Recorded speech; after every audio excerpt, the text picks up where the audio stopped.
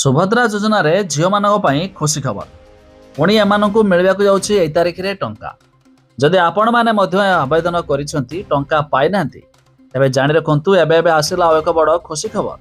ଏନେଇ ଉପମୁଖ୍ୟମନ୍ତ୍ରୀ ପ୍ରଭାତୀ ପରିଡ଼ା ଜାରି କଲା ଏକ ବଡ଼ ଘୋଷଣା। ଜାଣିବା ପୂର୍ବରୁ ଭିଡ଼ିଓକୁ ଲାଇକ୍ କରନ୍ତୁ, ସବସ୍କ୍ରାଇବ୍ କରିନଥିଲେ ଏବେ ସବସ୍କ୍ରାଇବ୍ କରି ପାଖରେ ଥିବା ଘଣ୍ଟି ଚିହ୍ନକୁ ଦବାଇ ଦିଅନ୍ତୁ।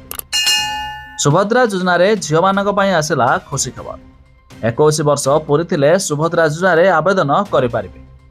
ଯେଉଁମାନଙ୍କୁ ଏହି ମାସରେ 21 ବର୍ଷ ପୂରିଥିବ ସେମାନେ ବି ସୁଭଦ୍ରା ପାଇଁ ଆବେଦନ କରିଲେ ସୁଭଦ୍ରା ଟଙ୍କା ପାଇପାରିବେ ବୋଲି କହିଛନ୍ତି ଉପମୁଖ୍ୟମନ୍ତ୍ରୀ।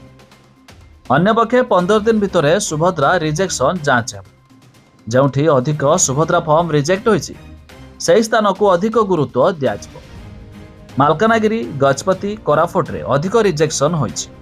ତେବେ ଆସନ୍ତାକାଲି ଅର୍ଥାତ୍ ଶୁକ୍ରବାର ମାଲକାନଗିରିରେ ଯାଞ୍ଚ ଆରମ୍ଭ ହେବ ବୋଲି ଉପମୁଖ୍ୟମନ୍ତ୍ରୀ କହିଛନ୍ତି।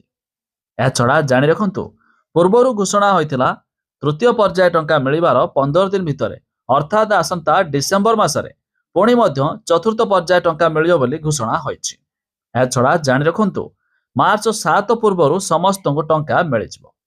ତେବେ ଏହି ସୁଭଦ୍ରା ସ୍କିମ୍ରେ 2,67,000 ହିତାଧିକାରୀ ରିଜେକ୍ଟ ହୋଇଛି, ଯାହାକୁ ମଧ୍ୟ ଏବେ ଅଫଲାଇନ୍ରେ ଭେରିଫାଏ କରାଯିବ, ଯାହାଦ୍ୱାରା ସେମାନେ ସମସ୍ତେ ମଧ୍ୟ ଟଙ୍କା ପାଇପାରିବେ।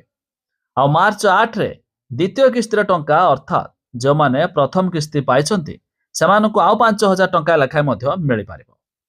ତେବେ ଆପଣ ବି ଚାହିଁଲେ ଏହାର ଲିଷ୍ଟ ଚେକ୍ କରିପାରିବେ, ଯାହାର ଲିଙ୍କ ମଧ୍ୟ ଆମେ ଡେସ୍କ୍ରିପ୍ସନରେ ଦେଇଦେଇଛୁ। ଯାହାକି ଏବେ ବଡ଼ ଅପଡେଟ୍ ମୁତାବକ ଯେଉଁ ଝିଅଙ୍କର ଏହି ମାସ ସୁଦ୍ଧା 21 ବର୍ଷ ହୋଇଯାଇଥିବ ସେମାନେ ଏବେ ଚାହିଁଲେ ଆବେଦନ କରିପାରିବେ ଆଉ ଆଗାମୀ ଆସିବାକୁ ଥିବା ଚତୁର୍ଥ ପର୍ଯ୍ୟାୟର ଟଙ୍କା ମଧ୍ୟ ବି ପାଇପାରିବେ।